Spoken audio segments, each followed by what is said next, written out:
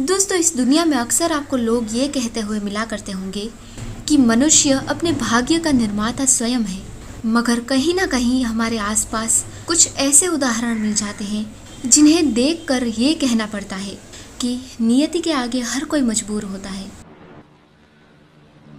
कि बोलो, किससे मिलने जा रही हो? किसी से। ये माना मेरी जान मोहब्बत सजा है। तुम जो मिल गए हो तो ये लगता है। सुनो सुनो सुनो,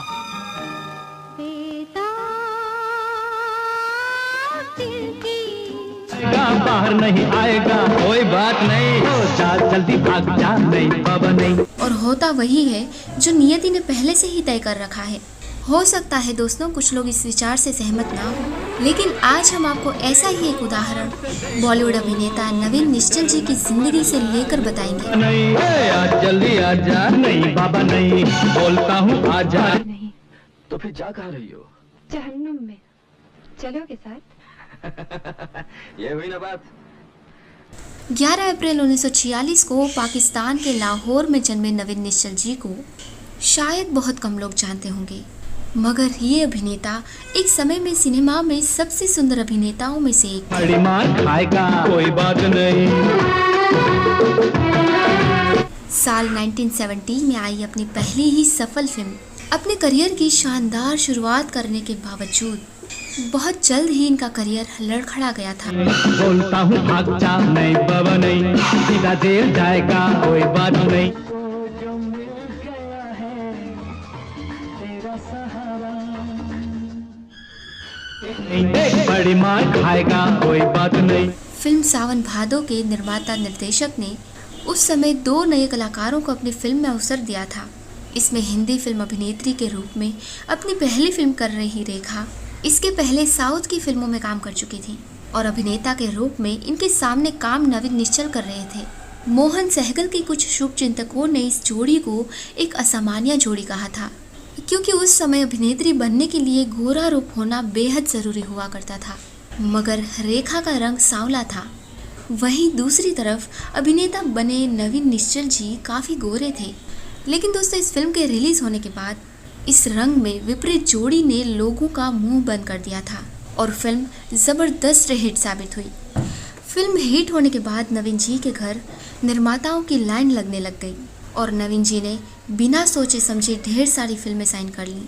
साल 1971 में नवीन जी की करीब 6 फिल्में रिलीज हुईं, जिनमें से बुढ़ा मिल गया नामक फिल्म को ही औसतन सफलता मिल पाई। इसके बाद ही नवीन जी को ये समझ में आया कि उन्होंने गलती की थी और उस गलती का इनके करियर पर कितना गंभीर असर हुआ। Film and television institute of India से सबसे पहला गोल्ड मेडल हासिल करने वाले छात्र रहे नवीन निश्चल जी को इसके बाद असफलता के साथ चलना पड़ा। असफलता की राह में कुछ सफल फिल्में जैसे विक्टोरिया नंबर 203, धर्मा और हंसते जख्म भी इन्होंने बॉलीवुड को दिए, मगर इन फिल्मों की सफलता का श्रेय कभी इनके साथी कलाकारों को तो कभी फिल्म के गानों को दिया गया। नवीन निश्चल जी की जो फिल्में हिट हुई थी दोस्तों, उसका श्रेय एक अभिनेता के तौर पर इन्हें कभी नहीं मिल पाया। जहां अपने दम पर उस दौर में हिट फिल्में देने वाले राजेश खन्ना, शशि कपूर, जितेंद्र, संजीव कुमार, अमिताभ बच्चन, धर्मेंद्र, विनोद खन्ना और शत्रुघ्न सिन्हा जैसे अभिनेता अकेले अपने दम पर हिट फिल्में दे रहे थे, वही मल्टी स्टार फिल्में भी कर रहे थे, मगर नवीन जी अपने आप को मल्टी स्टार फिल्म से जोड़ नहीं सके। जिस समय नवीन जी इन फिल्मों में काम कर रहे थे वो दौर रोमांटिक फिल्मों का हुआ करता था। ऐसी फिल्मों में उस समय राजेश खन्ना सुपरस्टार बन चुके थे और लोग उनके दीवाने हो चुके थे। नवीन निश्चल जी के अभिनय में राजेश खन्ना की झलक देखने को मिलती थी और इसी वजह से नवीन जी को वो निर्माता साइन करते थे जो राजेश खन्ना को अपनी फिल्मों में नहीं ले सकते थे। इसीलिए नवीन जी को गरीबों का राजेश खन्ना कहा जाने लगा। रोमांटिक फिल्मों का दौर ही चल रहा था कि फिल्म जंजीर, दीवार और शोले जैसी एक्शन फिल्मों की कामयाबी से निर्माता निर्देशकों का ध्यान एक्शन फिल्मों की ओर चला गया। ऐसे में रोमांटिक फिल्मों के सतराज और पहले सुपरस्टार रहे राजेश खन्ना को भी अपनी रोमांटिक छवि बचाने के लिए नाकाम संघर्ष करना पड़ा था।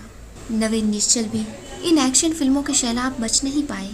कुछ समय बाद गुमनामी के अंधेरे में रहने के बाद नवीन जी ने कुछ फिल्मों में सह भूमिकाएं निभाई। फिल्मों में असफलता का दौर ही चल रहा था कि इनकी निजी जिंदगी में भी अस्थिरता आने लगी। नवीन जी ने अभिनेता और निर्देशक रहे शेखर कपूर की बहन नीलू कपूर के साथ लव मैरिज कर ली थी।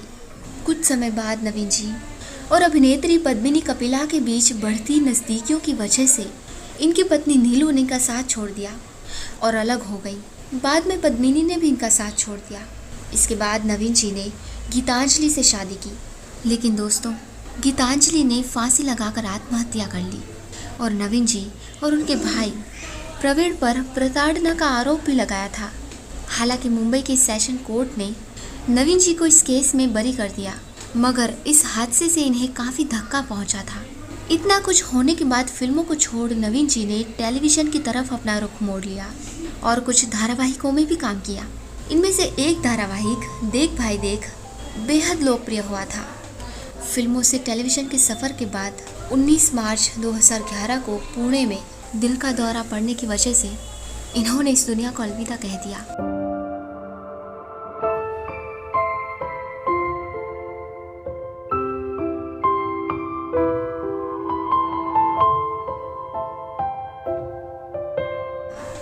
फिल्मों से टेलीविज़न के सफ़र के बाद 19 मार्च 2011 को पुणे में दिल का दौरा पड़ने की वजह से इन्होंने इस दुनिया को अलविदा कह दिया।